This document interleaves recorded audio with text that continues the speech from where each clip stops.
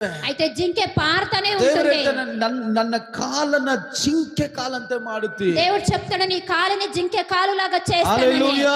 హల్లెలూయా. ಎಷ್ಟು ಜನ ಸಂತೋಷವಾಗಿ ఎంతమంది సంతోషంగా ఉన్నారు? ಅಷ್ಟು ಮಾತ್ರ ಮಾಡುವ ದೇವರಲ್ಲ, అంత మాత్రం చేసే దేవుడు కాదు. ನೋಡಿ, ಯೆರೆಮೀಯ ಪುಸ್ತಕ 15:20 ಹೇಳ್ತದೆ, యెరెమీయ పుస్తక 15:20 చెప్తుంది, ತಾಮ್ರದ ಗಡ್ಡೆ ಹಾಗೆ ನಿನ್ನನ್ನು ಮಾರ್ಪಡಿಸ್ತಾನೆ, తామ్రద గడ్డలాగా నిన్ను చేస్తాను అని. ನಿನ್ನನ್ನು ನಾನು ಬಿಡುವುದಿಲ್ಲ, నేను నిన్ను విడిచలేదు, ನಿನ್ನನ್ನು ನಾನು ರೂಪಾಂತರಗೊಳಿಸ್ತೇನೆ, నిన్ను రూపాంతరಗೊಳಿస్తాను, ಆ ದುರ್ಗವಾದ ತಾಮ್ರವಾದಿ ಪೌಳಿಯಾಗಿ ನಿಲ್ಲಿಸ್ತೇನೆ, నేను దుర్గమైన పౌలిగా నిలబెడతాను అని. ದೇವರು ನಮ್ಮನ್ನ ಸ್ಟ್ರಾಂಗ್ ಮಾಡುವಂತ దేవుడు ದೇವರಾಗಿದ್ದಾನೆ. మమ్మల్ని స్ట్రాంగ్ గా నిలబెడతారు, ಅನೇಕರ ಮುಂದೆ ಸಾಕ್ಷಿಯಾಗಿ ನಿಲ್ಲಿಸುವಂತೆ అనేకుల ಮಾಡುತ್ತಾನೆ. ముందర సాక్షిగా నిలబెడతారు. ನಮ್ಮ ಲೈಫ್ ಅನೇಕರಿಗೆ ಇಂಪ್ರೆಷನ್ ಆಗಿರುವಂತೆ, ಅನೇಕರಿಗೆ ಮಾದರಿಯಾಗಿರುವಂತೆ ಮಾಡುತ್ತಾನೆ. అనేకులకి మన జీవితాన్ని మాదిరిలాగా ఉండేలాగా దేవుడు చేస్తాడు. ಯಾಕೆ?